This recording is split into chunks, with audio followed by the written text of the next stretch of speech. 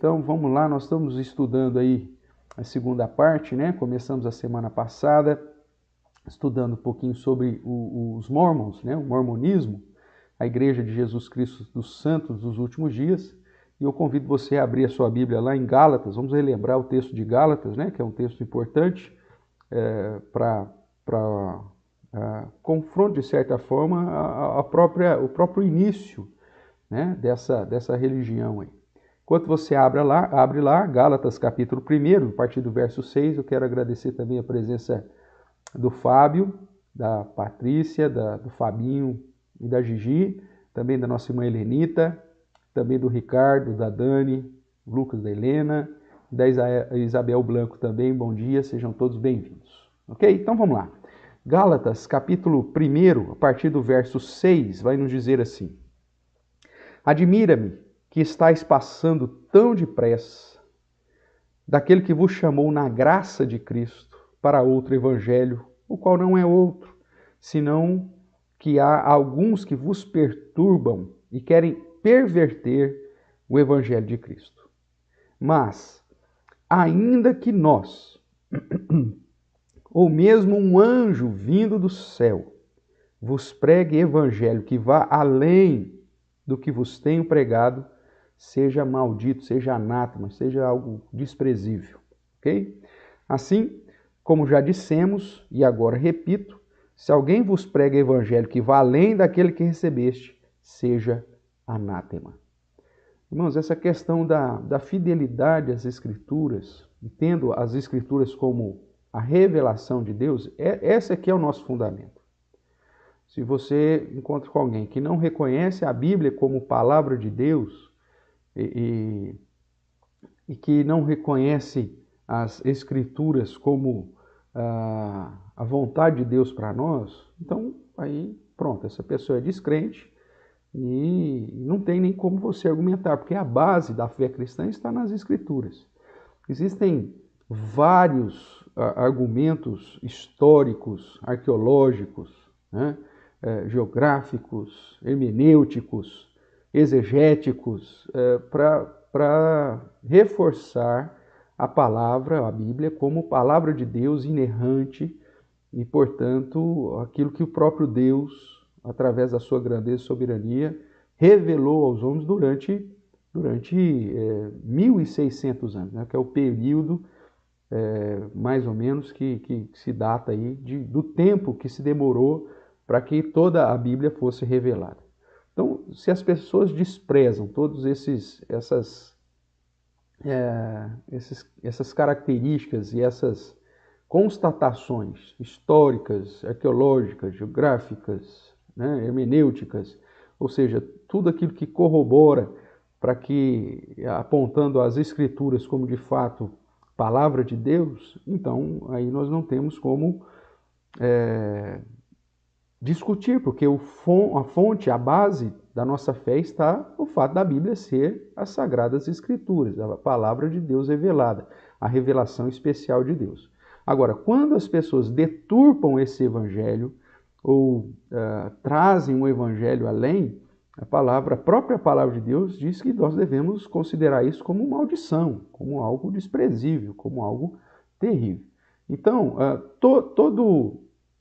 toda religião, né, que apresenta algo que substitui as Sagradas Escrituras ou acrescenta algo às Sagradas Escrituras, deve ser rechaçada, deve ser se deixar de lado. É o que Paulo está nos advertindo. E mesmo que um anjo do céu venha apresentar um evangelho que vá além daquilo que Cristo já nos ensinou e de que o período apostólico nos apresentou, seja considerado maldito, seja considerado algo desprezível, tá certo? Então é isso que nós estamos enfatizando aqui nessa sequência de estudos sobre seitas e outras religiões. E só relembrando, né, alguns pontos aí que de certa forma sintetiza as características de uma seita ou religião, relembrando, então nós temos, primeiro, para essas pessoas a Bíblia não é a única regra de fé e prática. Eles sempre têm algo a acrescentar, uma nova revelação, ou a tradição humana, ou as experiências sobrenaturais que sobrepõem algum ensino da palavra de Deus. Outro ponto que é característico na seita, Jesus Cristo não é o centro e geralmente não é o único mediador entre Deus e os homens. Eles exaltam Jesus como líder, né, como um profeta, como uma pessoa maravilhosa, mas não como o Deus encarnado.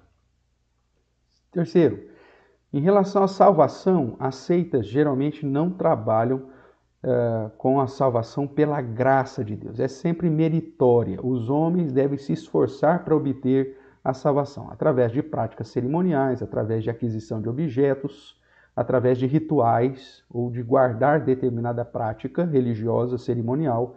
A salvação, então, é sempre por mérito e não pela graça de Deus. É nesse sentido, então, que Paulo vai dizer aos Gálatas que estavam se admirando porque eles estavam deixando a graça de Cristo para outro evangelho, que na verdade não era outro, era um evangelho totalmente deturpado.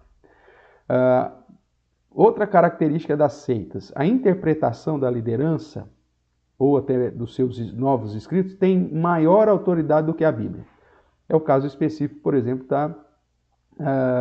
dos mormons, que receberam uma nova revelação, e uma revelação através de Joseph Smith, né, muito tempo depois, e eles dizem que essa Bíblia, então, ou essa escritura recebida por Joseph Smith é superior, tem maior autoridade do que a palavra de Deus. E eles não seguem um padrão coerente nessa interpretação bíblica. Quando eles olham para a Bíblia, geralmente eles usam textos isolados para fundamentar suas crenças. Despreza o gênero literário, despreza a coerência bíblica, despreza a unidade bíblica, né, e a progressão da revelação, e acabam interpretando os textos de modo isolado e segundo a inclinação das próprias crenças. Ok? Enquanto quero agradecer a presença também da Márcia, do nosso irmão Mateus, nossa irmã Zulmira, presbítero Dimas, dona Aura lá em Barretos também, meu sogro, minha sogra, também a Vera e o Zé Luiz. Que Deus abençoe todos vocês. Vamos entrar propriamente no estudo aqui do mormonismo, né?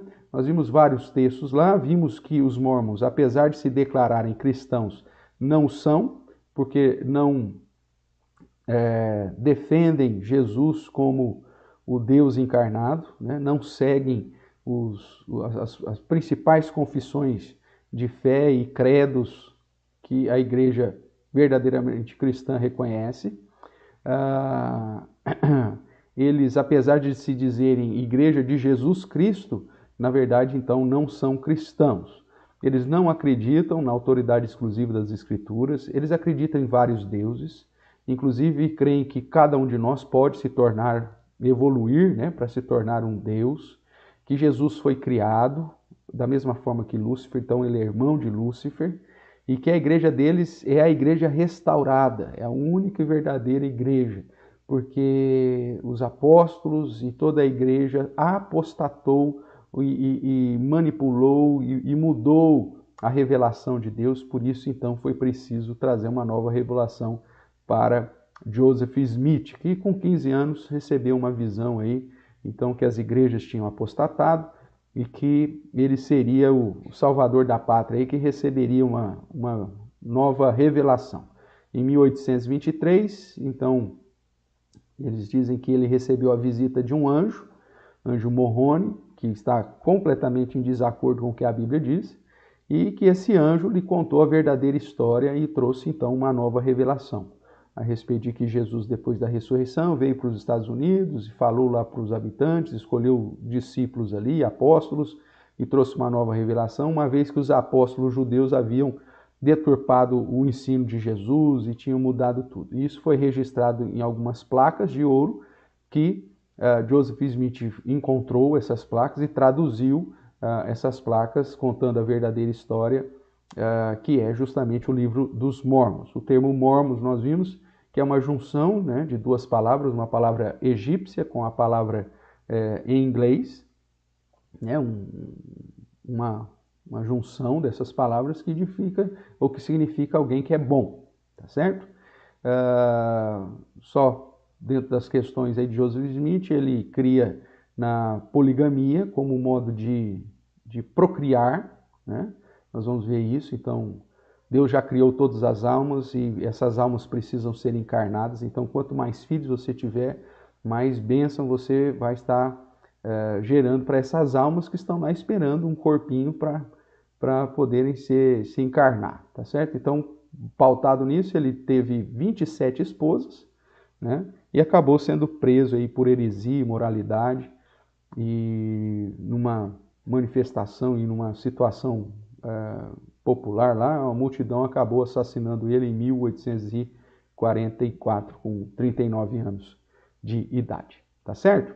E aí nós começamos então a tratar aí das questões do conhecimento geral sobre os mormons, e semana passada começamos a falar sobre aquilo que eles acreditam. Então, nós definimos isso em alguns pontos e nós estamos aí então trabalhando. Semana passada trabalhamos com a ideia aí do que eles creem sobre Deus, né? Vamos relembrar aqui rapidamente. Então, essa citação aí entre aspas aí é da próprio site deles. Ele diz assim, ó, Deus é perfeito, onisciente, onipotente.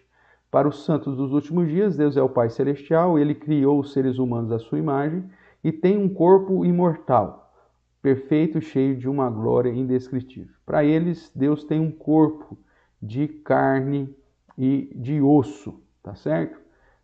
Segundo a revelação que eles receberam. Então eles afirmam que Deus é de carne e osso, e a Bíblia vai justamente dizer o contrário, que Deus não tem corpo, que Deus é imutável, imortal, único, e tem a vida em si mesmo, que Deus é espírito e é santo. Então nós vimos aí vários textos que apontam para isso, né, mostrando que Deus não tem corpo, apesar das escrituras utilizar, né, de termos antropomórficos, de atribuir a Deus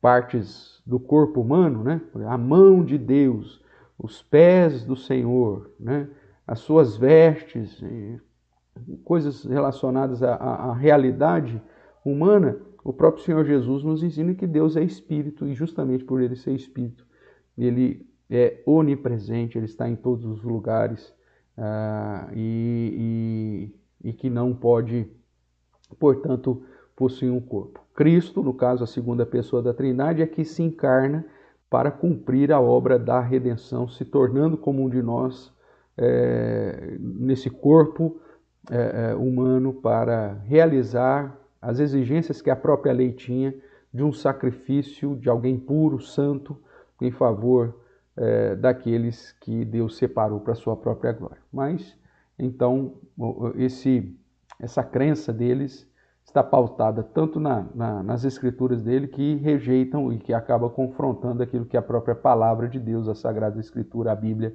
nos diz. Vimos, então, também sobre a Bíblia e o próprio cristianismo, né, que eles dizem o seguinte, vamos lá, vamos relembrar também. Os mormons são cristãos. Na verdade, nós vimos que não são, porque eles não acreditam. Para ser cristão, você tem que acreditar que Cristo é o Deus encarnado. E eles assim não acreditam. Então, no entanto, a Igreja de Jesus Cristo dos Santos dos Últimos Dias não é católica ou protestante. Ela não tem nenhum vínculo histórico, né? Mas sim uma restauração da igreja que Jesus estabeleceu no Novo Testamento. Então, para eles, quando nós vemos, irmãos, a igreja se desviando, e a igreja pode se desviar, nós vemos a exortação de Jesus às 7 igrejas da Ásia, né, e chamando a atenção de tais igrejas, pelo menos na maioria delas, para que retornem à sã doutrina, para que retornem ao padrão que ele mesmo estabeleceu. Então, é possível uma igreja se desviar, mas toda vez que uma igreja se desvia, a palavra de Deus chama ela de volta aos trilhos, né? E quando você olha nas histórias do Antigo Testamento e também no Novo Testamento, que falam das igrejas que se desviam, ou do povo de Israel que se desviava dos caminhos do Senhor, o padrão é sempre uma reforma religiosa trazendo essas pessoas de volta para a Bíblia, de volta para as Escrituras. Isso aconteceu com Elias, com Eliseu, isso aconteceu com Neemias, né, com Esdras, Zorobabel, isso aconteceu antes com os reis, Josias, Ezequias, ou seja, toda vez que o povo de Israel se desviava do Senhor, o padrão não era formar uma nova nação, ou formar uma nova igreja, ou trazer uma nova revelação. Era sempre retornar para as Escrituras, voltar para a palavra. No tempo de Jesus, a mesma coisa. O chamado é voltar para as Escrituras. Depois, quando as igrejas são organizadas, essas igrejas se desviam. Nós vemos Paulo exortando Tito, depois sobre as igrejas de Creta, exortando Timóteo em relação à igreja de Éfeso, para pregar a sã doutrina e fazer com que as pessoas retornem às Sagradas Escrituras. Nunca indo para um evangelho ou para uma nova revelação, além daquela que foi dada. Inclusive, isso é proibido de uma maneira explícita. Então, se porventura, lá na década ou na época de 1800, a igreja havia se desviado, o padrão de Deus permaneceria o mesmo. Essa igreja deveria retornar para as Escrituras e não receber uma nova revelação, ainda mais trazida por intermédio de um anjo, tá certo? Então, isso faz com que a igreja de Jesus Cristo dos Santos dos Últimos Dias, ela nasce de uma maneira ilícita, errada, fora de um padrão que a própria palavra de Deus apresenta e, portanto, se caracteriza como uma outra religião não cristã e, consequentemente, também não bíblica, porque acrescenta um novo livro, uma nova revelação. Ok? Vamos caminhar aqui mais um pouco. Ela vai dizer assim: as crenças que se desenvolveram no terceiro e quarto século, pilares de outras religiões, não são seguidas pelos mormons. Então, ele está rejeitando todos os credos e confissões, né, do terceiro e quarto século, dizendo que eles não creem daquela forma.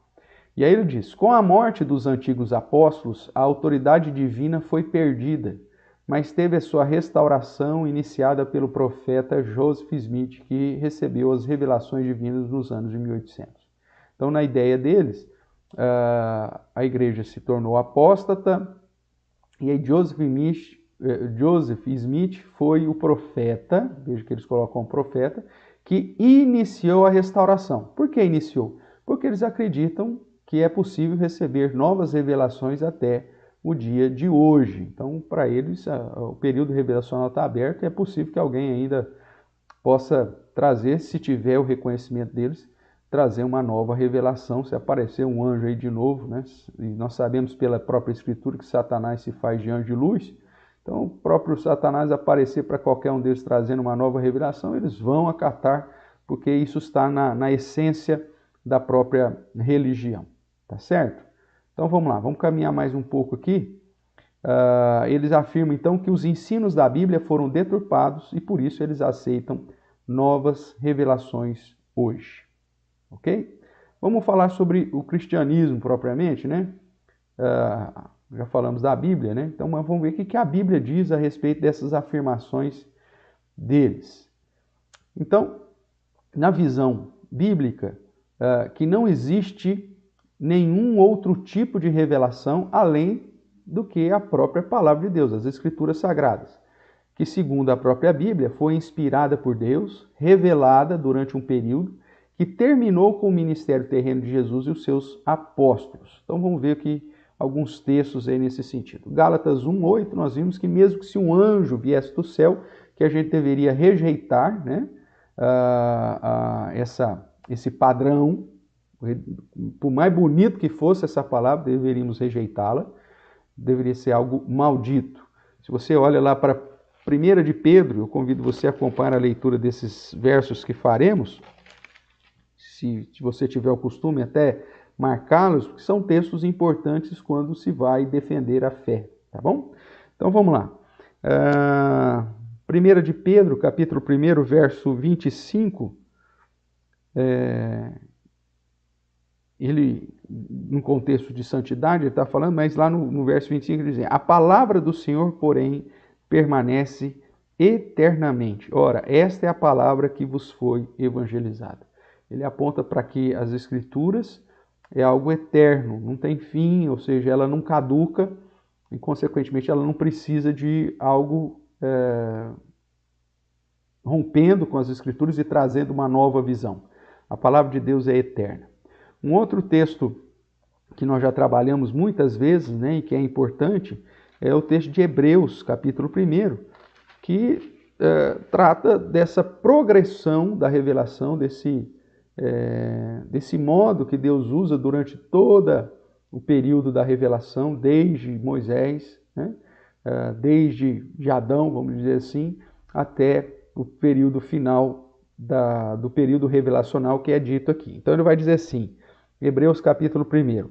Havendo Deus outrora falado, muitas vezes, então Deus se revelou, Deus falou aos homens, e de muitas maneiras, e aí ele vai tratar agora aqui quais foram essas maneiras, e ele diz assim, primeiro, aos pais, aos patriarcas, então aqui você tem Adão, Noé, Abraão, né, Isaac, Jacó, José, até Moisés.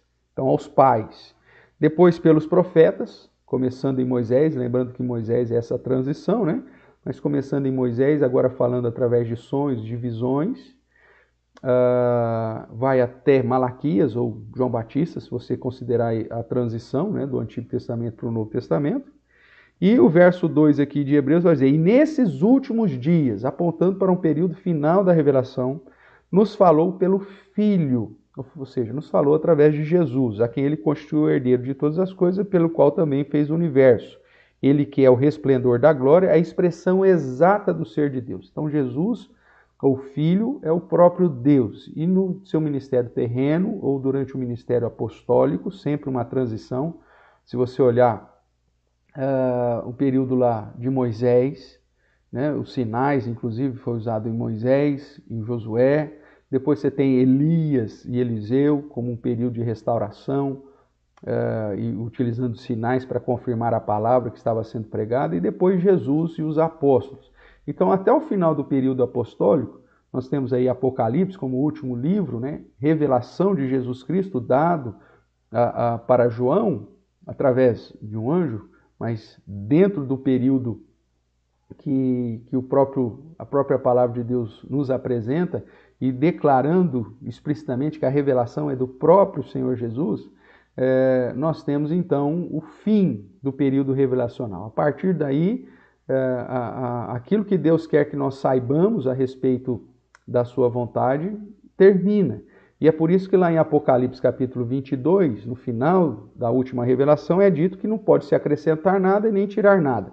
Tanto da última, né, como de uma aplicação geral de qualquer outra parte das Escrituras. Nós vamos chegar nesse texto lá. Mas vamos lá. 2 Timóteo, voltando aí um pouquinho, voltando aí às páginas da Bíblia, 2 Timóteo 3,16, nós vamos ver mais uma vez o valor e a utilidade das Escrituras, né?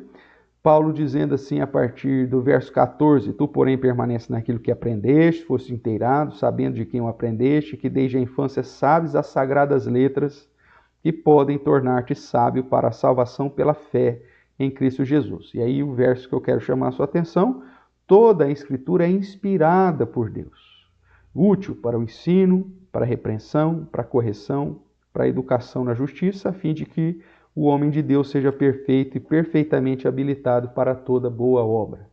Nesse mesmo sentido, da inspiração, né, algo inspirado por Deus, nós vemos Pedro falando que Deus separou então para si homens santos, né, para trazer a palavra de Deus.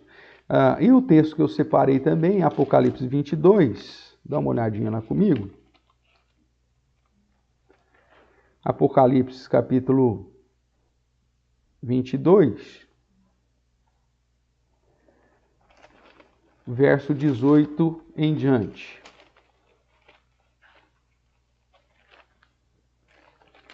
Diz assim: eu a todo aquele que ouve as palavras da profecia desse livro testifico, se alguém lhes fizer qualquer acréscimo, Deus lhe acrescentará os flagelos escritos neste livro. E se alguém tirar qualquer coisa das palavras do livro dessa profecia, Deus tirará a sua parte da árvore da vida, da cidade santa e das coisas que se acham escritas nesse livro. Aquele que dá testemunho dessas coisas diz, certamente venho sem demora, próprio Cristo falando, amém. Vem, Senhor Jesus. Então, nós vemos aqui que nos é impedido a ideia de acrescentar ou retirar qualquer coisa da última profecia, e isso se aplica para toda a Escritura. Um outro texto que talvez podemos colocar aqui nessa sessão, né? 2 de Pedro, capítulo 1, verso 21. Na verdade, a partir do verso 16, né? Mas vamos lá. 2 de Pedro, capítulo 21, verso 20. Sabendo, primeiramente isto, que nenhuma profecia da Escritura provém de particular elucidação. Verso 21 de 2 Pedro, capítulo 1. Porque nunca, jamais, qualquer profecia foi dada por vontade humana, entretanto, homens santos falaram da parte de Deus movidos pelo Espírito Santo. Portanto, são textos que reforçam a ideia de que a palavra de Deus é a revelação especial, que Deus utilizou instrumentos humanos para o registro dessa palavra e para preservando inclusive as características pessoais de conhecimento acadêmico de cada um, né, de conhecimento de cada um, mas trazendo aquilo que o próprio Deus queria que nos fosse revelado. Portanto, nós temos as Sagradas Escrituras como a única fonte de fé, de regra e de prática. É assim que a Bíblia se apresenta. Nosso irmão Fernando aqui está nos auxiliando, dizendo assim, o livro do Mórmon também é conhecido como o outro evangelho segundo Jesus. Veja, a ideia deles é desqualificar a Bíblia. Olha, foi deturpada, a igreja deturpou, a igreja manipulou, os apóstolos manipularam a revelação, e agora então é preciso de um outro evangelho que se sobreponha esse e que tem maior autoridade. Se há algum confronto do livro dos Mórmons com as Escrituras, então fique com o livro dos Mórmons, que o profeta Joseph Smith, ele colocou a casa em ordem naquilo que foi manipulado, deturpado e ludibriado. Então veja, mais uma vez, ou você vai ter que ficar com a perspectiva de que a própria Bíblia diz, fechando o período revelacional com Jesus e os apóstolos, ou aceitando toda e qualquer revelação. É possível que amanhã depois, se você segue essa linha, apareça aí um novo anjo, apareça aí uma nova perspectiva, trazendo uma nova escritura, uma nova revelação, e aí então muda-se o jogo e a salvação não é mais pela graça, a salvação continua agora pelas obras e de acordo com essa nova revelação. Ou seja, nós perdemos a própria coerência, segurança, e Deus passa a ser um Deus mutável, porque se primeiro ele diz que a salvação é através da graça, pela obra do Messias, agora então ele muda e passa a ser mediante as obras dos homens. Esse Deus então se tornaria mutável, um Deus que muda e que muda a regra do jogo conforme vai passando o tempo, e se muda a regra do jogo, então ninguém mais tem segurança nenhuma, inclusive a Bíblia não é segura mais. Veja, essa é uma das implicações de se aceitar um outro evangelho segundo Jesus, mesmo que dado por um anjo, e que Paulo já havia nos exortado e chamado a nossa atenção para fugir disso. Tá certo? Então vamos lá. Vamos caminhar aqui mais um pouquinho sobre Jesus, né? O que eles dizem sobre a própria pessoa de Jesus. Deixa eu abrir aqui o slide para você acompanhar aí na sua tela. Então, sobre Jesus, eles dizem, ó, entre aspas, Jesus é filho de Deus, exemplo para os seres humanos. E Jesus Cristo é outro membro da Trindade Sagrada. Quando você lê isso aqui inicialmente, você fala, opa, não tem nenhum problema até agora. Só que aí eles continuam. Vamos lá? Jesus nasceu em Belém, fato, isso é um fato histórico. E aí eles põem filho do Pai Celestial e de uma mãe mortal, Maria. Veja, essa declaração, irmãos, acaba escondendo aqui uma crença deles, que nós já vimos, que se Deus tem um corpo imortal, né, mas ele é o Pai Celestial, e se Jesus nasceu dele e de Maria, então eles induzem os crentes a pensar que houve um coabitar desse Deus que tem corpo, né, com Maria, e por isso, então, Jesus é o Filho de Deus. Jesus é o Filho de Deus porque ele é fruto da concepção de um Deus que tem corpo com uma mãe mortal, tá? Por isso, então, ele tem uma missão divina, ele não é Deus, mas ele tem uma missão divina, e em uma vida mortal, perfeita, né? Então ele não é o Deus encarnado, e de dar, a sua missão é de dar aos homens o norte, a direção.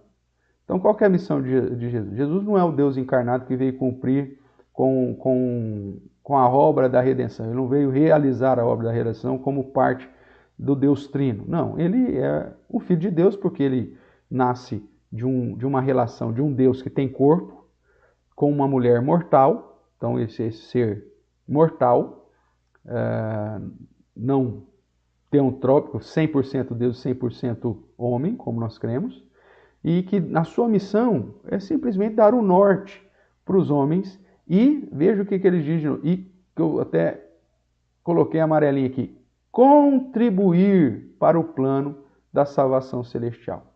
A Bíblia diz que Jesus, como Deus, né, como parte no seu plano da redenção, nenhuma parte da obra da salvação foi feita sem ele.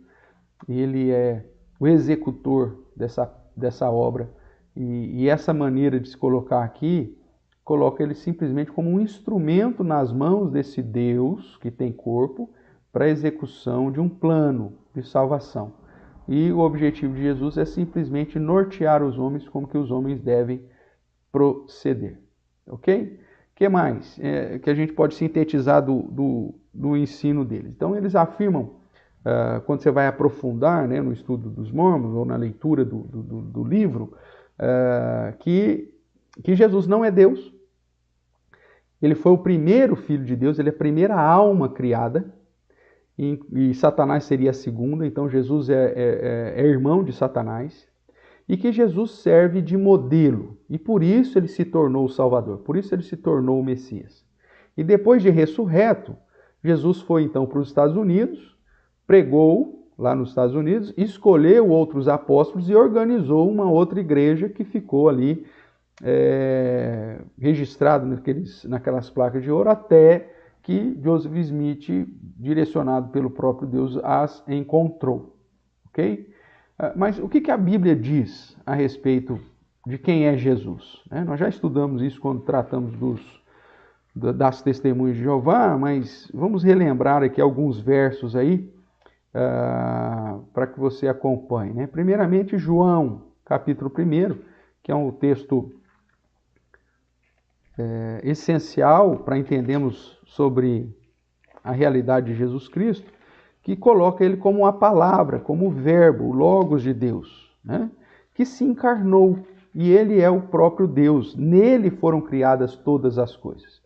E que aqueles que o recebem como Deus, né?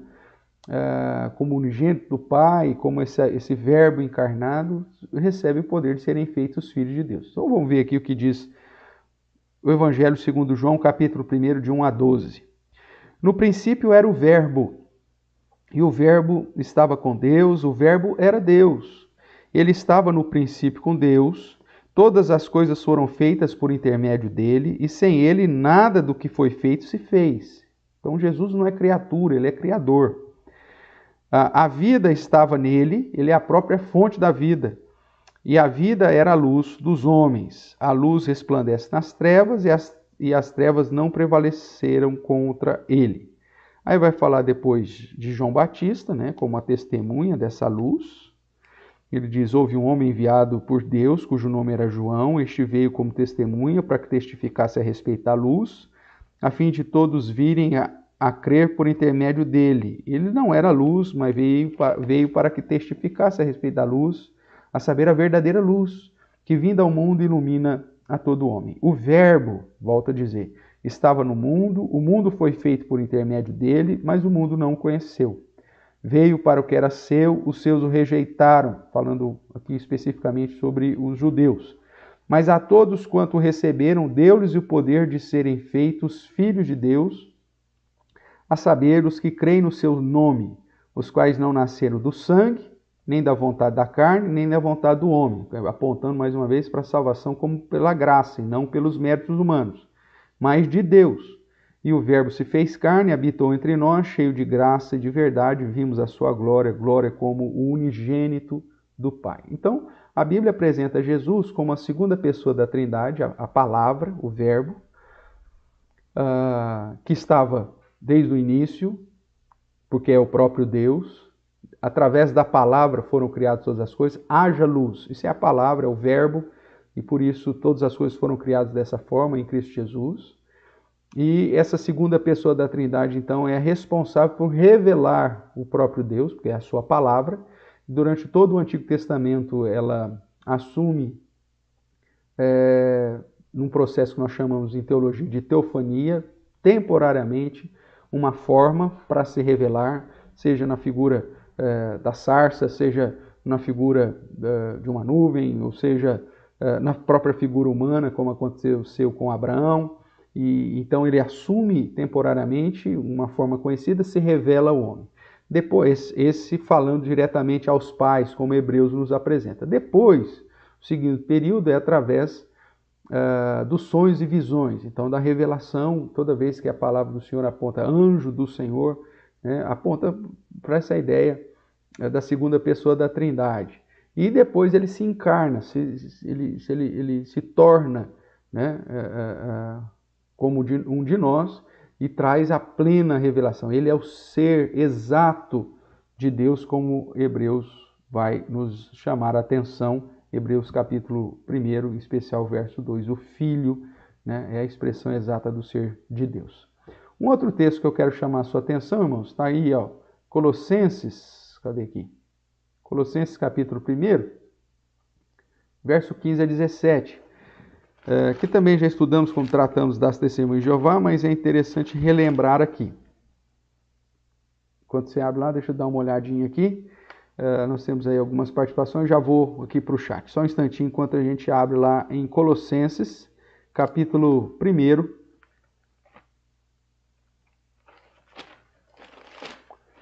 versos 15 a 17. Então vamos lá, deixa eu ler aqui a participação do Paulinho. Paulinho diz assim: um dos principais pilares da crença é que cada um de nós pode se tornar Deus. Isso, né? Para Joseph Smith, Deus foi antes o que somos agora. O que quer dizer que seguir os mandamentos eclesiásticos, todo homem seria capaz de chegar à divindade. Isso inclui eu e você. Isso, nós até mencionamos isso, Paulinho. Como Deus é um Deus de corpo, né? Jesus era só uma alma e que chegou essa divindade, Jesus é um Deus para eles, né? Chegou a esse patamar de exemplo, então todos nós podemos alcançar, e dentro da visão dele, depois do último dia, aqueles que seguiram, né, o mormonismo aí, e agiram de uma maneira correta, vão inclusive receber um dos planetas, aí, por isso que existe tanto planeta no universo, cada um vai receber o seu, e ser o Deus do seu próprio planeta. Essa é a ideia, né? Tendo ali, recebendo mulheres e procriando e fazendo tudo que tem que ser feito para dominar o planeta que vai receber. Então, são doutrinas totalmente misturadas com mitologias, né? Tanto egípcias como gregas. É aquilo que nós falamos em algum outro momento, né? Satanás, irmãos, a criatividade de Satanás também é limitada, né? Satanás é um cara criativo, isso é fato, mas a criatividade tem os seus limites. Então, não existe nada novo debaixo do sol. Satanás, ele vai reinventando, né, e muda o personagem, muda a fala, mas a história é sempre a mesma, né? E a linha de engano é sempre o mesmo, o foco é sempre colocar os méritos humanos, depreciando a graça de Deus. Então, em todas as religiões, você vai ver essa questão trazendo revelações, apresentando um Salvador, né? Então, a ideia é sempre essa postura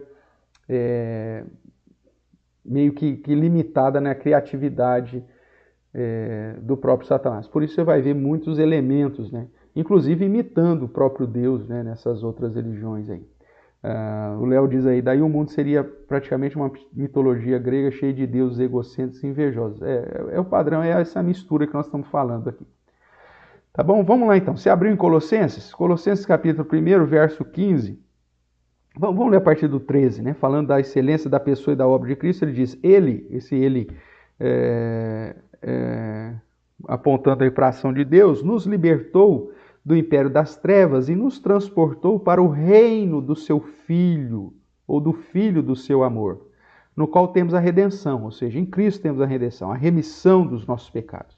Este, ou seja, o Filho, é a imagem do Deus invisível, o primogênito de toda a criação. E aí, tanto as testemunhas de Jeová quanto os mortos, pegam, por exemplo, ele é o primogênito de toda a criação.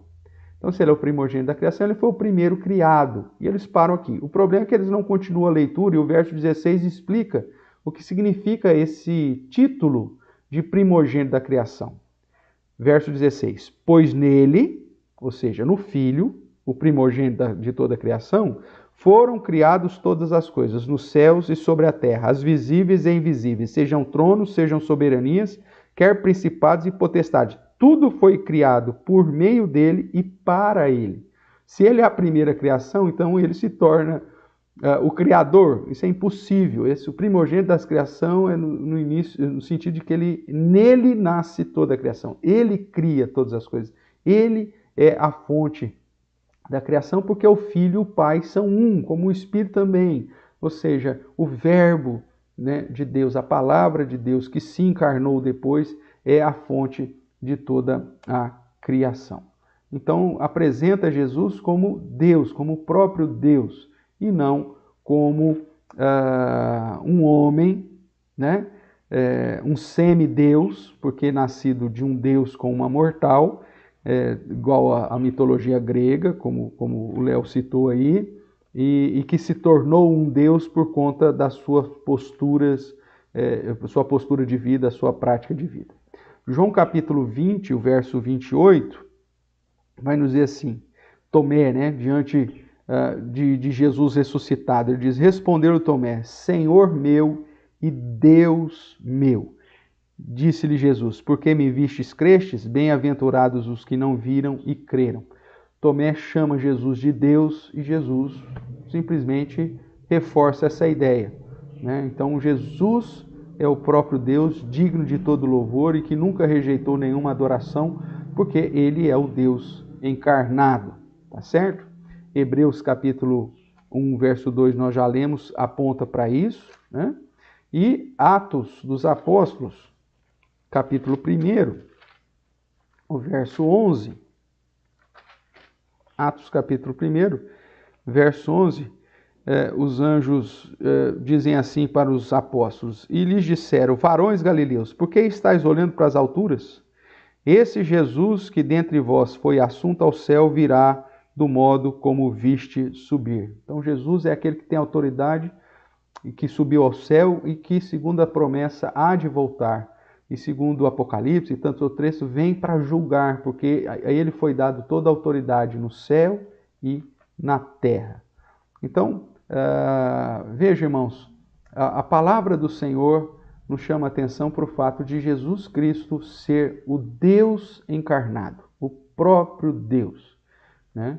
E não um semideus gerado por um Deus com corpo, com uma mulher mortal, no caso Maria, e que tem a missão divina simplesmente de trazer o norte. Não, ele tem a missão de realizar o plano da redenção. Ele é o Redentor, é nele que nós somos salvos, ele é o Deus que se encarnou para cumprir do plano da salvação. Então Jesus, por isso que eles não se caracterizam como cristãos, porque eles não seguem a Cristo, eles seguem Joseph Smith, eles seguem os livros dos mormons, e não o ensinamento do Jesus histórico, do Jesus ressurreto que as Escrituras nos apresentam. Tudo bem?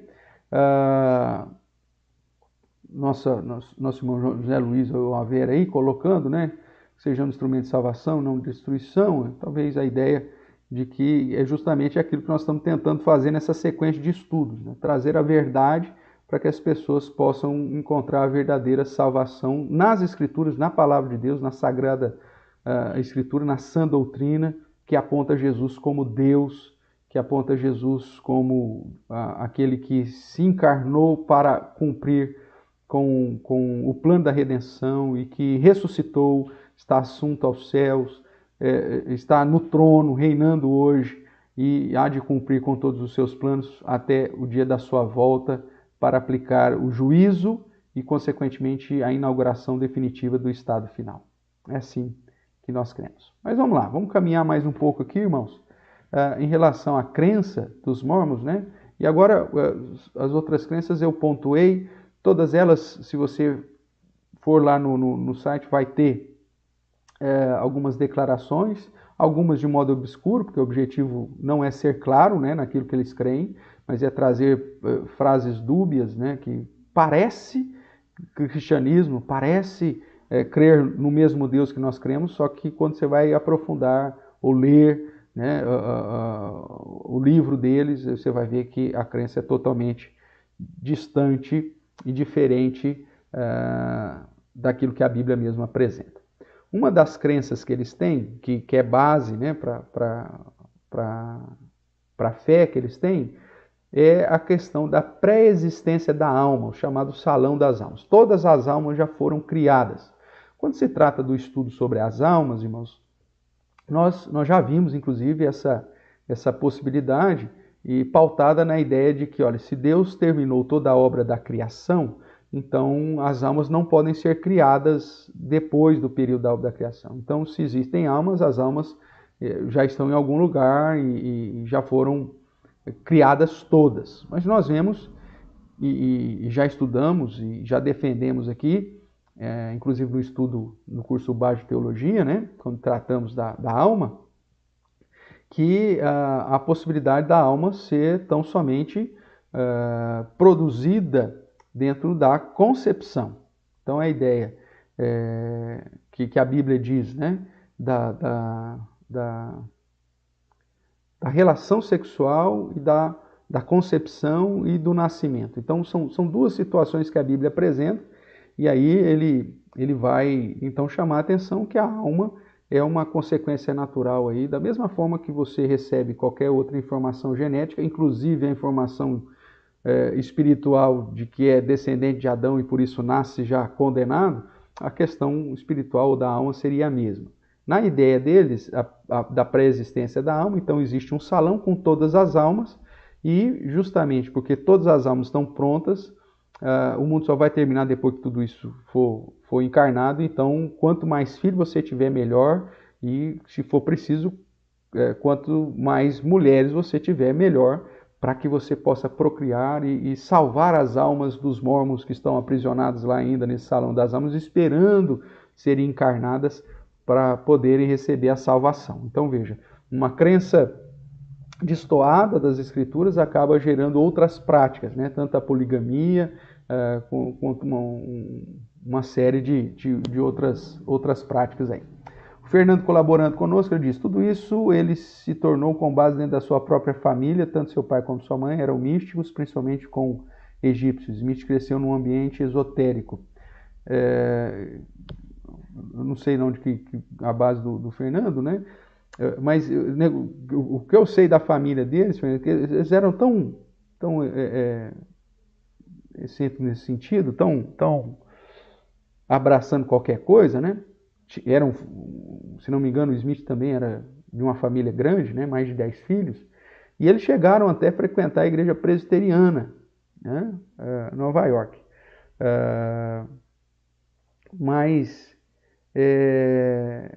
veja que há uma mistura realmente, né? Ele demonstra nos seus livros esse conhecimento aí dessa questão egípcia, né? Da mitologia egípcia diante do porquê dela, né? Então acaba sendo influenciado por várias histórias, mitos e tudo mais, e junta tudo isso e acaba surgindo aí o livro dos Mormons, tá bom? Então, uma das crenças dele é essa pré-existência da alma. Segundo, a salvação é pelas obras, né? Você tem que guardar as práticas que a própria religião determina. A salvação não é pela graça. Nós vemos pela Bíblia, em Efésios 2:8, que somos salvos pela graça, mediante uma fé que não vem de nós, é um presente de Deus, para que ninguém se glorie. Essa é a ideia que Paulo vai apresentar em Coríntios também. Então, nós somos salvos pela graça de Deus e não por obras, ok? Eles acreditam no batismo pelos mortos, até mesmo baseado lá em 1 Coríntios, né, quando Paulo cita alguma situação sobre o batismo dos mortos, mas num contexto totalmente diferente, algo que a gente pode estudar com mais vagar depois. Mas eles acreditam que, por exemplo, alguém hoje pode representar um ente passado e aí se batizar dentro do mormonismo por aqueles que já morreram, desprezando a ideia de que a Bíblia nos diz, em especial em Hebreus capítulo 9, verso 27, de que o homem está destinado a morrer uma só vez e depois que ele morrer, meu amigo, não tem nada a não ser o juízo, aguardar o juízo de Deus. Outra crença deles, podemos nos tornar deuses e recebermos, então aqueles que seguirem o mormonismo, receberão um planeta para procriar, né? A ideia, façamos o homem à nossa imagem e semelhança, segundo Gênesis 1:26, não nos aponta para uma divindade, mas para os atributos que Deus possui, e alguns desses atributos foram comunicados aos homens, né, os chamados atributos comunicados. Nós já estudamos isso. O pecado vem destruir tudo isso, então o nosso senso de amor, o nosso senso de justiça, o nosso senso de misericórdia, a nossa própria ira, todos os atributos que são atributos de Deus que foram comunicados aos homens foram deturpados e manchados pelo pecado. Mas quando a Bíblia diz que Deus nos criou a sua imagem e semelhança, não nos aponta no sentido para que sejamos deuses, mas que tenhamos atributos que são vistos na própria divindade, obviamente, num grau infinitamente maior. E alguns atributos são incomunicáveis, a onisciência de Deus, a onipresença, né? A onipotência de Deus, a imutabilidade, e tudo isso não foi comunicado a nós, isso pertence somente a Deus. Agora, a ideia de façamos o homem à nossa imagem e semelhança não é um indicativo de que podemos nos tornar deuses e muito menos que teremos planetas para criarmos o nosso próprio reino e procriar, né? Então isso não tem apoio nenhum nas Escrituras.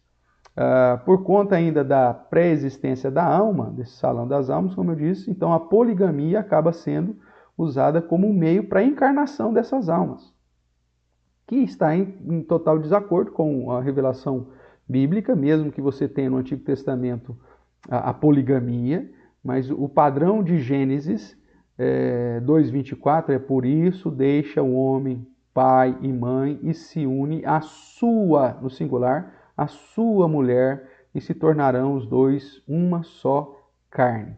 Então, o padrão das Escrituras é o casamento monogâmico como um instrumento para estabelecimento de uma família no padrão bíblico, né?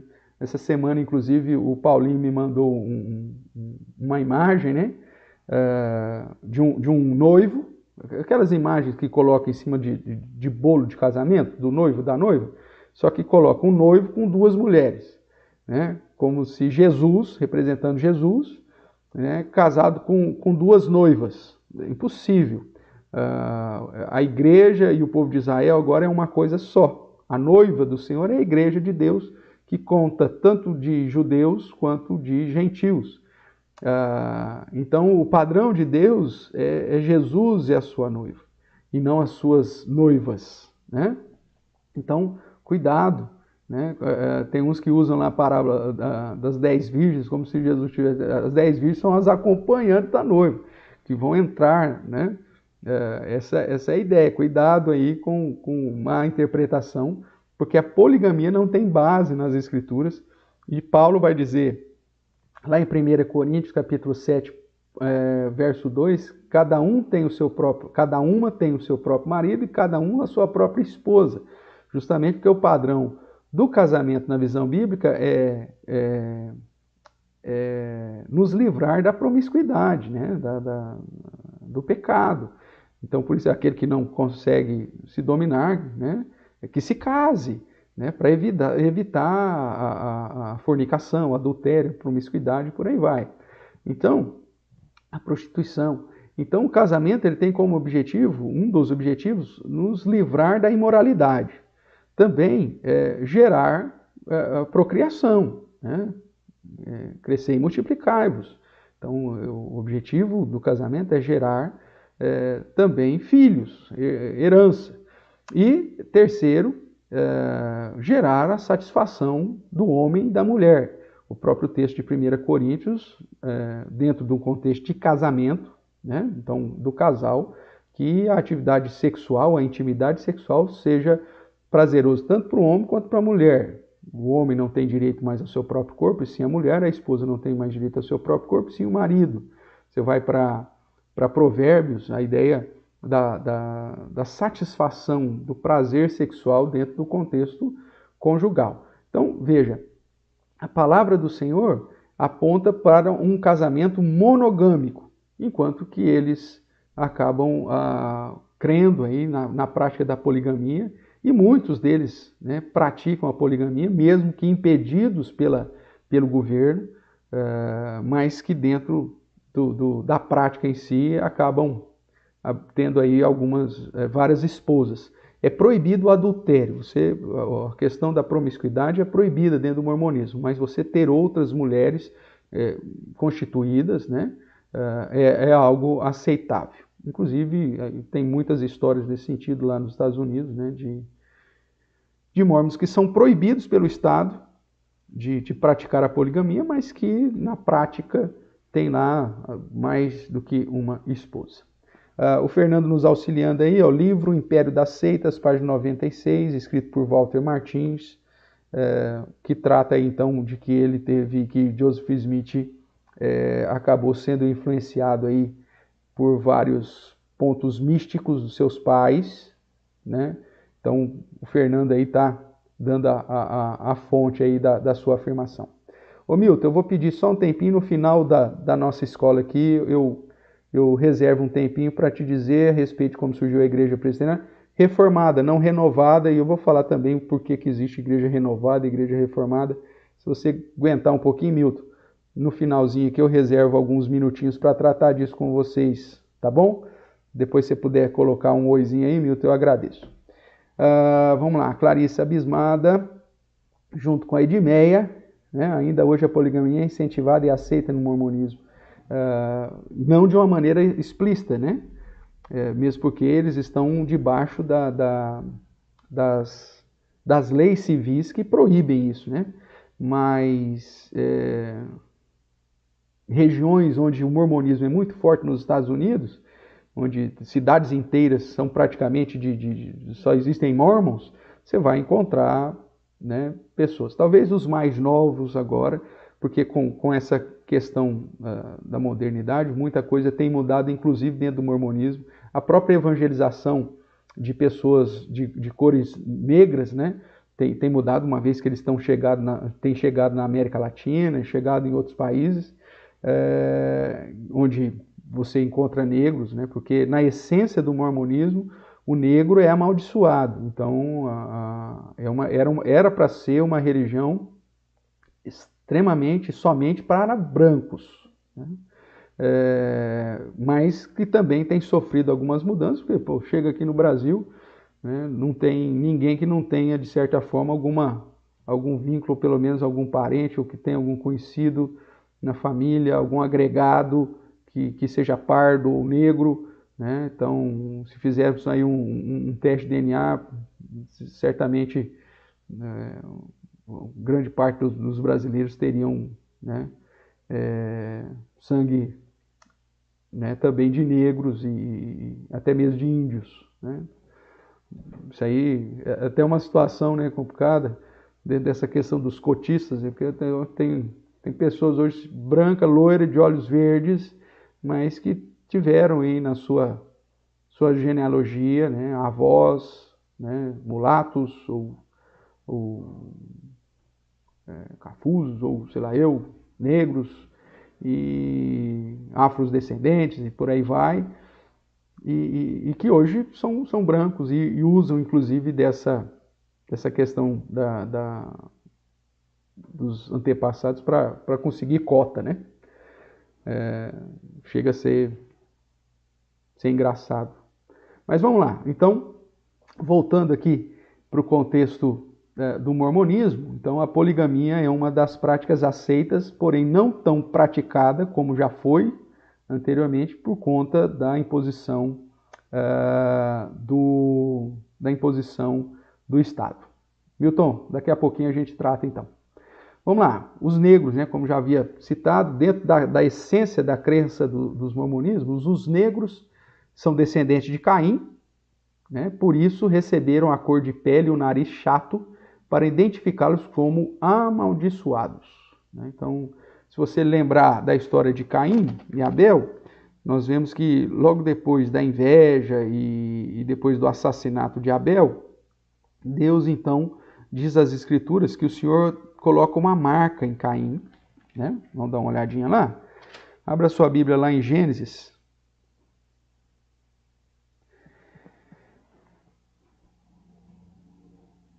Capítulo 4, do verso 8 em diante, vai falar do primeiro homicídio.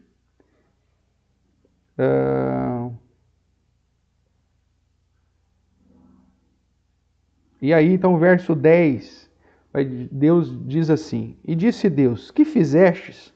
A voz do sangue do teu irmão clama da terra a mim. És agora, pois, maldito por sobre a terra, cuja boca se abriu para receber de tuas mãos o sangue do teu irmão. Quando lavrares o solo, não te dará ele a sua força, serás fugitivo e errante pela terra. Então disse Caim ao Senhor: É tamanho o meu castigo que já não posso suportá-lo. Eis que hoje me lanças da face da terra, e da tua presença hei de esconder-me. Serei fugitivo e errante pela terra. Quem comigo se encontrar, me matará. Que é um texto, né, tanto difícil aqui, nós não sabemos quanto tempo, quantas pessoas já viam Adão e Eva nessa sua postura aqui de procriação, quantas pessoas existiam, de quem que Caim está falando. Mas é um ponto aqui à parte. E aí o verso 15 nos diz: O Senhor, porém, lhe disse: Assim, qualquer que matar a Caim será vingado 7 vezes. E pôs o Senhor um sinal em Caim, para que o não ferisse de morte quem quer que o encontrasse. E retirou-se Caim da presença do Senhor e habitou na terra de Nod, ao oriente do Éden. Então veja, é dito que Caim é maldito, é dito que ele seria fugitivo, e é dito que ele tinha uma preocupação de que se alguém o encontrasse, porque ele matou Caim, pudesse vingar a morte e ele seria morto. E aí é dito também que Deus colocou, então, um sinal em Caim para que não ferisse de morte, para que ele não fosse morto por quem quer que o encontrasse. Segundo os mormons, esse sinal que Deus colocou em Caim foi a pele escura e o nariz chato, né? Que é características para marcar alguém que é maldito, que, portanto, não poderia ser alvo da vingança de qualquer homem que seja. Irmãos, isso descreve muito bem, né, uma postura, um período de preconceito, né? Lembrando aí que Joseph Smith recebe tudo isso por volta de 1823. A escravidão ainda era algo praticado, né, aplicado nos Estados Unidos e nas grandes colônias dos países europeus brancos, né? A guerra civil dos Estados Unidos só vem 50 anos depois disso, ou antes, né, 40 depois disso. No Brasil, a abolição só vem 50, 60 anos depois disso. Então, eles estavam vivendo um contexto onde o negro ainda era alvo de total preconceito e de maldição, de hegemonia branca, né? País onde os brancos acabavam, de certa forma, prevalecendo sobre os negros. E isso fica transparente na crença desse homem, desse, entre aspas aqui, dito profeta, que na verdade vai mais uma vez contra as Escrituras, que não faz acepção de pessoas e que a salvação é para todos. Tanto é que quando você olha para o livro de Atos, que refere-se a igreja de Antioquia, quem estava lá, você vê claramente a descrição de homens santos, cheios do Espírito, cheios de poder, servos do Senhor, negros, né? Vamos pegar esses dois textos? Vamos lá, eu marquei Gálatas capítulo 3, se você quiser dar uma olhadinha aqui, primeiro, em Gálatas, depois a gente vai lá para Atos. Gálatas capítulo 3, verso 26. Diz assim: pois todos vós sois filhos de Deus, mediante a fé em Cristo Jesus. Porque todos quanto fostes batizados em Cristo, de Cristo vos revestiste. De Sarte, não pode haver judeu nem grego, nem escravo nem liberto, nem homem nem mulher, porque todos vós sois um em Cristo Jesus. E se sois de Cristo, também sois descendente de Abraão e herdeiro segundo a promessa. Não há distinção nenhuma entre as etnias, entre as nações. Se as pessoas creem em Cristo e estão revestidas de Cristo, são salvas em Cristo Jesus. Falando ainda dessa visão bíblica, né? Atos capítulo 13, nós temos aí o registro do colégio pastoral, né? Havia vários líderes, mestres ali na igreja de Antioquia, que fez dessa igreja uma igreja poderosa na obra missionária, e diz assim, então, o capítulo 13 de Atos, abre lá. Havia na igreja de Antioquia profetas e mestres, pregadores e professores, essa é a ideia. Barnabé, Simeão, por sobrenome Níger, que significa negro, então, provavelmente Simeão, que tinha Simeão negro, basicamente essa é a tradução mais simplista, né? Lúcio de Cirene, você sabe, Cirene, região também africana. Manaém, Colasso de Herodes, o tetrarca Saulo, servindo o Senhor, jejuando, disse o Espírito, separar-me agora Barnabé e Saulo para a obra que eu tenho chamado. Então nós temos, desde o início da igreja, a presença de negros, né, que serviram o Senhor, cheios do Espírito Santo, que exerciam a função de profetas e mestres, e que impossibilita qualquer distinção de raça, né, de cor de pele, para aqueles que foram chamados em Cristo Jesus. Tudo bem? O Fernando diz assim, quando estive lá, os mais velhos ainda fazem essa prática contrária às leis do país, ainda isso acontece, é difícil provar, fato, porque eu senti isso lá onde acabei deixando de frequentar. Então, o Fernando aí colocando aí a sua experiência, né? Que inclusive a prática da poligamia, eu acredito que é disso que ele está falando, ainda é realizada, né, entre os mormons, principalmente aqueles que são mais velhos, e mesmo que não oficial por conta da contrariedade com as leis civis, tanto no Brasil quanto nos Estados Unidos. Tá bom, irmãos? Falando, então, finalizando as crenças aí, tem muito mais coisa, obviamente, né? Mas vamos caminhar aqui. Qual que seria a estratégia dos mormons, né? Então, o modo que eles usam é um modo, uma metodologia bíblica, o envio de missionários, né? O Léo, né, colocando aí Agostinho de Hipona era negro, é africano, verdade. Voltando então aqui para a estratégia, irmãos, eu preparo o envio de missionários, padrão bíblico, de 2 em 2, padrão bíblico, pregação de casa em casa, padrão bíblico. Então eles usam essa estratégia, inclusive bíblica, até com mais propriedade do que os próprios cristãos, né? A gente jogou tudo nas costas da igreja, né? E nas costas daqueles que são, entre aspas, os contratados da igreja, pastor, evangelista, missionário. Então joga tudo nas costas dessas pessoas aí, que o padrão, na verdade, é que todo discípulo tem que fazer discípulo.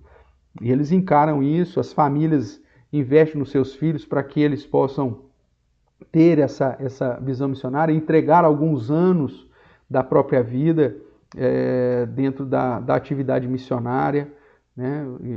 Infelizmente, os cristãos, eles investem para que seus filhos sejam bem-sucedidos materialmente e não necessariamente dentro de um padrão de serviço a Deus, né? Bom seria se essa estratégia de enviar os nossos filhos às nações fosse uma prática comum entre os verdadeiros crentes para que a obra do Senhor fosse propagada. A gente acaba influenciado aí, né, enganado por Satanás, entrando uma série de situações, irmãos, que são bíblicas e que nós não praticamos e que, como resultado, acaba trazendo prejuízo para a evangelização e para o crescimento da própria obra do Senhor.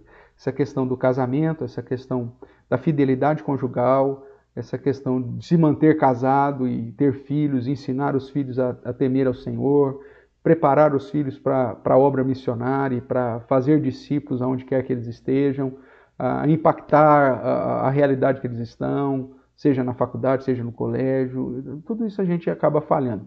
Os mormons, apesar de todas as heresias, de todos os erros, eles usam essa estratégia que é cristã de uma maneira talvez mais convincente do que nós mesmos. Então eles preparam e enviam missionários a pregar aí de casa em casa.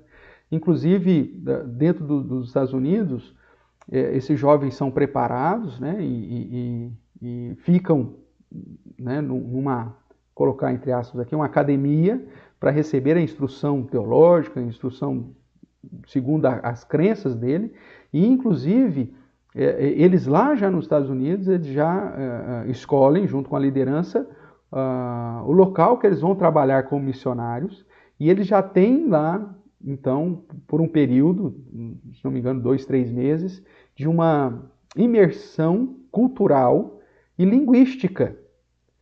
O método linguístico dos mormons, inclusive, é algo que é estudado, né, na academia, porque a metodologia deles para ensinar um novo idioma para os seus adeptos é algo fantástico. O cara chega aqui no Brasil praticamente falando português sem muitas dificuldades.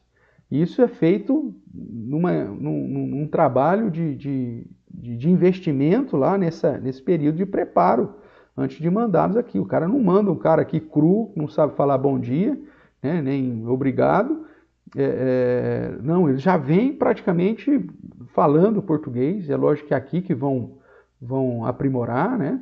Mas já vem com além do básico, justamente para já chegar e trabalhando. Sempre de 2 em 2, de uma maneira bastante característica, né? Com aquela roupinha de manga curta, com gravatinha, né? Geralmente com uma bolsa a tiracolo, onde ele leva os seus escritos, onde ele tem ali toda uma plaquinha, identificando seu nome, identificando como membro, como ancião da igreja, e dentro de uma estratégia bastante firmada. Algum tempo atrás, a revista super interessante, inclusive fez uma reportagem a respeito deles, e cita o caso, né, da Wizard, que é o sobrenome, né, do fundador dessa escola de idiomas, que é mormon e que usa muito do método para aplicar aí na sua escola para que haja uma rapidez na aprendizado dos seus alunos. Então, uma metodologia, apesar que eles não têm autorização para usar um método pleno, né, que os mormons usam, mas a revista Super Interessante soltou alguma coisa nesse sentido aí. Então veja, eles fazem investimento, irmãos, para a evangelização. Tanto que eles estão entre as comunidades que provavelmente vão ter igrejas em todas, ou pelo menos um grupo, né, em todas as nações do mundo. Tá certo? Então vamos lá. Quando você pega, além dessa estratégia, né, o preparo de envio missionários a pregar de casa em casa, sempre de 2 em 2, você tem atividades sociais e festivas para atrair as pessoas. É bem comum você já ouvir pessoas, né, você tem um momento do culto, daí a pouco você arrasta as cadeiras e vai para o bailão, né? Que é uma das estratégias que eles usam, que é uma estratégia obviamente liberal e de manipulação, né?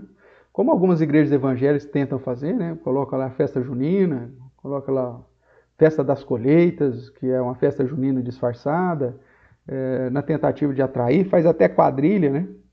O pastor vira até o casamenteiro.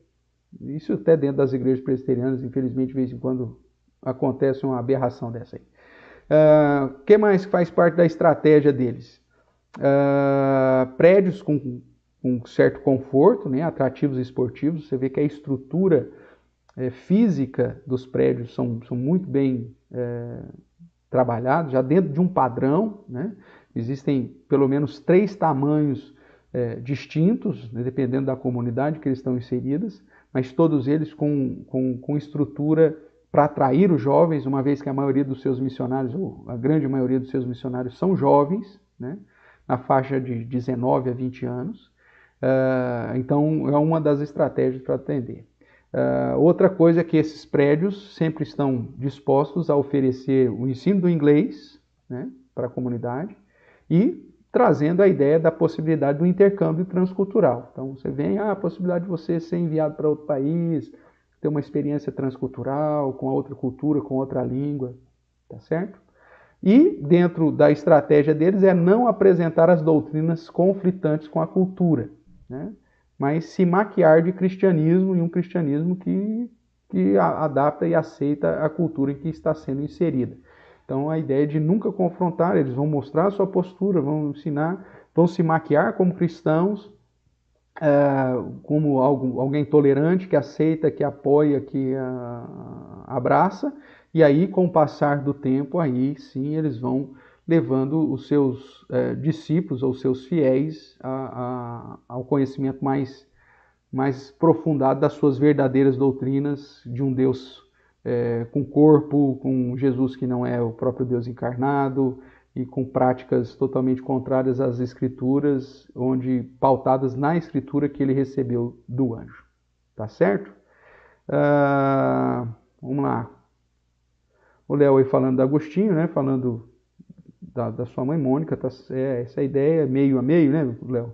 Mas vamos lá. Clarissa, aqui em Araraquara, os empresários juntaram esforços, trouxeram venezuelanos em troca esses esforços no trabalho missionário da cidade, fazem aula de língua portuguesa na Unesp. Né? Olha a estratégia.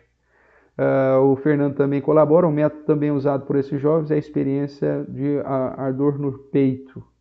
Isso para provar a veracidade do livro de Mormon. Né? Então veja, eles trabalham. Existia até uma suspeita, né?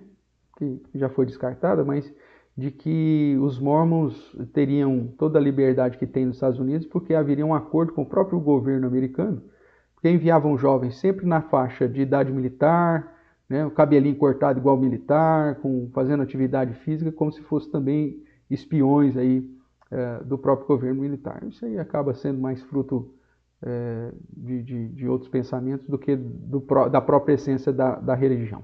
Tá certo? Então vamos lá, irmãos. Hoje nós vamos ficando por aqui. Só vou responder ao Milton, né, sobre a pergunta que ele fez. E a semana que vem, nós acrescentamos aqui na nossa lista o que devemos dizer aos mormons, como pregar aos mormons, como evangelizar. Até pautado nos livros que eu recebi aqui da nossa irmã Mirtes, né? Que eu já mostrei semana passada, trazendo muito conhecimento para mim, novo, né? Porque vem talvez sem a interpretação daqueles que conhecem a religião, mas que vivem, que viveram, vivenciaram. E um desses livros ele vai tratar das 10 coisas mais importantes que você deve dizer para um mormon, né?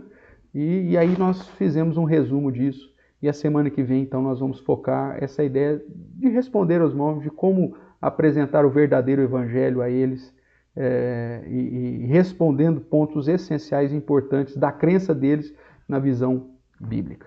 Tá bom?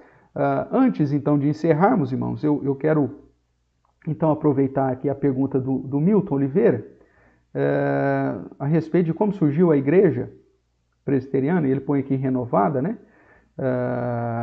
E se ela se separou da igreja presbiteriana original. Então vamos lá, o Milton, a ideia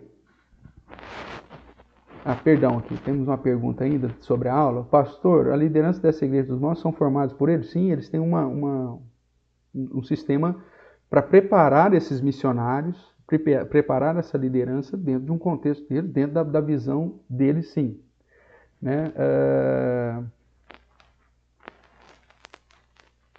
Olha lá, o Milton ainda, né, sobre a aula. Esses jovens missionários mormons são chamados de elder ou elders.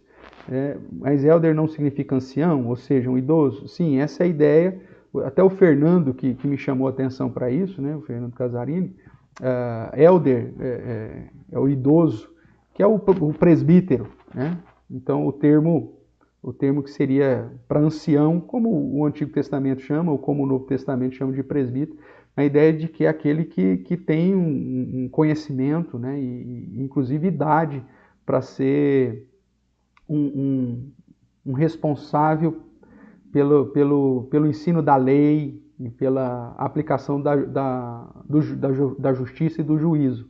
Mas é um título que é dado a eles, né, apesar de serem só meninos de 18, 19, 20 anos, mas é nesse sentido, como, por exemplo, você vai ver dentro da própria igreja presbiteriana, jovens acima de 18 anos, já sendo eleitos presbíteros da igreja, devido talvez à necessidade de formação de liderança e tal, mas você vai ver, às vezes, meninos de 18, 19, 20 anos, dentro da própria igreja presbiteriana, já tendo sido eleitos presbíteros. E presbíteros é a mesma ideia de ancião, a ideia de pessoas experimentadas que têm conhecimento suficiente, tanto doutrinário quanto da disciplina eclesiástica, do padrão bíblico da disciplina eclesiástica, para aplicar sanção, porventura, naqueles que andam em desacordo com as Escrituras. Então, mas é só um termo, eu acredito, viu, Helder? Talvez o Fernando, se tiver mais alguma colocação, e por favor, dá uma digitada aí, Fernando, a gente explica. Tá certo? Irmãos, então, só para responder aqui o Milton, eu não sei se a sua pergunta, Milton, refere-se à Igreja Presbiteriana Reformada, de um modo especial, ou à Igreja Presbiteriana Renovada de fato. Mas vamos lá. A Igreja Presbiteriana do Brasil foi a primeira denominação presbiteriana, né, oficial aqui do nosso país, veio com os missionários dos Estados Unidos, começando com Ashbel Green Simonton. E essa igreja, então, acaba trazendo vários outros missionários americanos e começa, então, a se plantar igrejas. E nós temos aí, então, já no final de 1800, né, várias igrejas plantadas, onde a maioria dessas igrejas eram plantadas por missionários. Não só americanos, mas outros missionários acabaram sendo agregados, né, alguns portugueses, por exemplo. E esses missionários estrangeiros, então, se tornaram a base da liderança dessa igreja. Foi iniciado o seminário.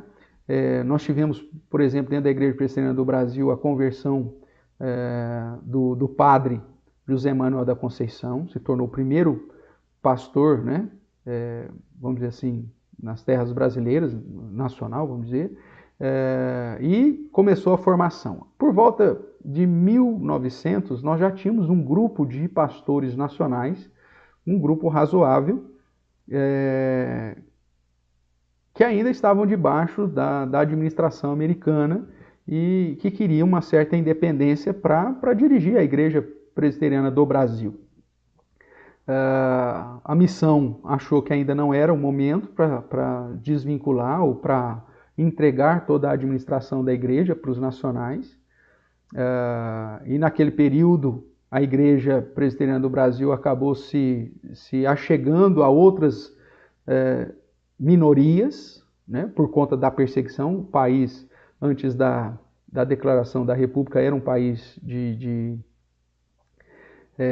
confissão católica, né?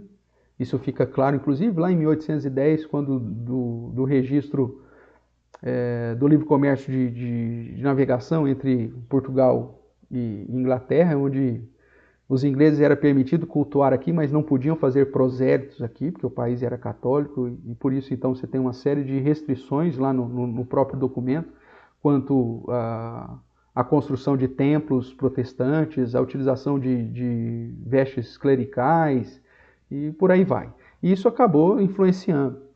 E aí, voltando para a Igreja Presbiteriana do Brasil, depois de já ter vários pastores nacionais, né, e campos sendo plantados, há uma primeira divisão dentro da igreja, e dentro dessa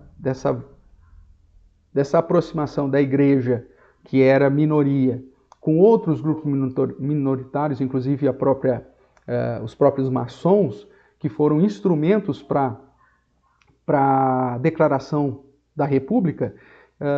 Então os missionários acabaram tendo um contato muito grande com os maçons, e os nacionais também eram contrários a isso, e isso acabou gerando uma divisão em 1903, onde surgiu a Igreja Presbiteriana Independente, que era formada somente por pastores nacionais, na sua grande maioria, e a Igreja Presbiteriana do Brasil, que ainda era vinculada às missões norte-americanas. Isso só vai acabar saindo de fato depois de mais de uma década e meia depois, tá certo? E aí então surge duas denominações: Igreja Presbiteriana do Brasil, que é a original, e Igreja Presbiteriana Independente. As duas denominações começam a caminhar, e aí, com formação de pastores e novas igrejas sendo plantadas, com o tempo há um desvio doutrinário dentro da Igreja Presbiteriana Independente, que racha a Igreja Presbiteriana Independente em mais dois grupos. A Igreja Presbiteriana Conservadora, que é uma igreja que está muito próxima da Igreja Presbiteriana do Brasil, mas como já havia separado da Igreja do Brasil, e a Igreja Presbiteriana do Brasil ainda mantinha relações com a maçonaria, acharam que deveriam formar uma outra denominação, então formaram a Igreja Presbiteriana Conservadora, e os mais liberais da IPI acabaram se dividindo e formando a Igreja Presbiteriana Renovada, que dava ênfase nas questões dos dons carismáticos, como se fosse uma igreja pentecostal, só que com um sistema de governo presbiteriano. Então, assim que surge a Igreja Presbiteriana Renovada. Agora, no caso da Igreja Presbiteriana Reformada, nós somos ligados à Igreja Presbiteriana do Brasil. Então, nós continuamos a Igreja Presbiteriana do Brasil, porém, nós somos um grupo que saiu de uma das igrejas locais aqui de Araraquara, justamente porque a filosofia pastoral de ensino de uma teologia mais conservadora, de uma liturgia mais teocêntrica e de um ensino firmado nas doutrinas chamadas doutrinas da graça, não tiveram apoio da liderança daquela outra comunidade naquele momento, que deseja uma igreja mais liturgicamente mais aberta, pragmática na sua prática de evangelismo e na criação de ministérios, inclusive, que confronta alguns princípios, alguns elementos básicos do culto reformado. E, portanto, esse grupo, então, saiu no ano passado, formando a Igreja Presbiteriana Reformada da cidade de Araraquara, mas que é só mais uma igreja local dentro da Igreja Presbiteriana do Brasil, não é uma nova denominação. A Igreja Presbiteriana Reformada, então, hoje tem a sua sede lá na Avenida Cristóvão Colombo, 1503, ali no São Geraldo, aqui em Araraquara. Está em processo de ser organizada como igreja. A Ampli, que é a agência missionária responsável pela plantação dessa igreja, aprovou na última assembleia, então, o envio ao presbitério de Araraquara para a organização desse campo, né, como igreja organizada, e assim, então, surgiu a Igreja Presbiteriana Reformada de Araraquara, que é vinculada ao presbitério de Araraquara através da agência missionária, que é uma autarquia do presbitério, ligada à Igreja Presbiteriana do Brasil.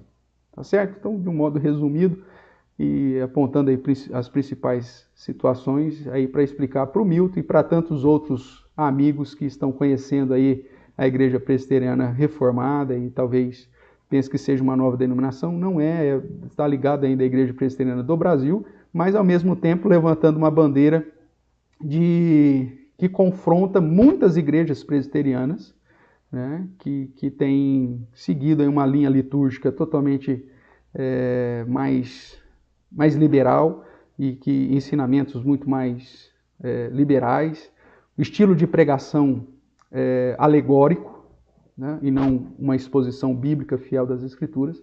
Então, de certa forma, a Igreja Presbiteriana Reformada, ela está ligada à mesma instituição, mas dentro dessa instituição, usando os caminhos tem chamado a atenção da igreja e de algumas igrejas em especial para retornar às Escrituras, né, e não abraçar aí tendências e modismos e práticas, inclusive, que já foram condenadas pela igreja durante a sua história. Tá certo, irmãos? Obrigado, então, pela sua presença. Que Deus abençoe ricamente aí. Como o Fernando diz, né? Infelizmente o tempo não nos permite avançar um pouco mais, mas ainda vamos tratar de mormonismo na semana que vem, se Deus assim nos permitir, tratando aí do foco da evangelização, ou de pelo menos como devemos responder a esse grupo diante